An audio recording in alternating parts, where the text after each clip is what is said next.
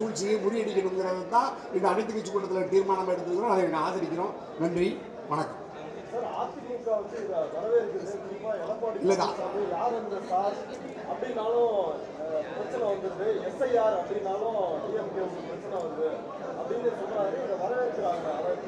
இல்லை, இப்போ அண்ணா திராவிட முன்னேற்ற கழகமும் இப்போ நீ சொன்ன தாவேக விஜய் இவங்கெல்லாம் வந்து பாஜகவின் கட்டுப்பாட்டில் பாஜகவின் ஒரு துணை அமைப்பை போல செயல்படுகிறத நம்ம ரொம்ப கவலையோட வேதனையோட பார்க்குறோம். ஒரு திராவிட பேர் இயக்கத்தின் பொதுச் செயலாளராக எடப்பாடி இருக்கிறார்.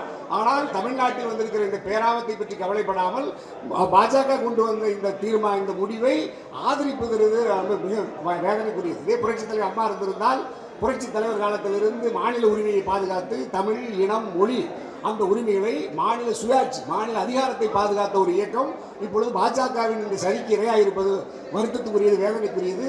இதை மாண்புமிகு எதிர்கட்சி தலைவர் எடப்பாடியார் இதை திருத்தி எஸ்ஐஆரை எதிர்க்க வேண்டும் என்று தமிழக அரசு கேட்கிறேன். அதே மாதிரி விஜய் இதில் பங்கெடுத்துக்கிறேன்னா விஜய் இப்பொழுது சிபிஐ வழக்கில் விசாரணை நிலையத்துக்குள் இருக்கிறார்.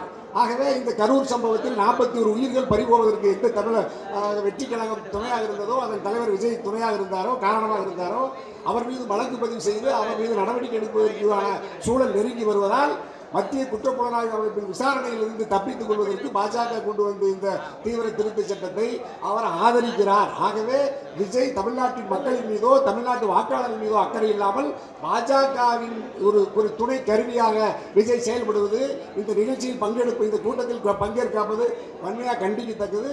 தமிழக நிலத்தின் மீதும் தமிழ் மொழியின் மீதும் தமிழ் இனத்தின் மீதும் தமிழர்கள் மீதும் அக்கறை இல்லாத கட்சி தமிழக வெற்றி கழகம் விஜய் என்பதை இன்று நிரூபித்திருக்கிறார்.